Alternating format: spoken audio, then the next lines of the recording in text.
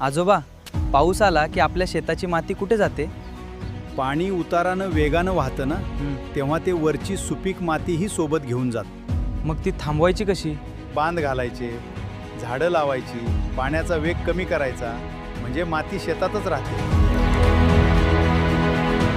म्हणजे माती वाचवली तर शेती वाचली. आणि शेती वाचली तर आपलं भविष्य. हे सगळ्यांना सांगायला हवं. तुमच्या कल्पनांना आकार द्या.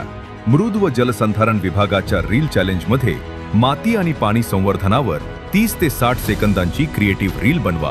प्रत्येक जिल्ह्यात 3 बक्षिसे, 25,000 रुपये, 15,000 रुपये, 10,000 रुपये. महाराष्ट्रातील सर्व 36 जिल्ह्यांसाठी संधी. वयोगट 15 ते 30 वर्ष. रील बनवा, पोस्ट करा.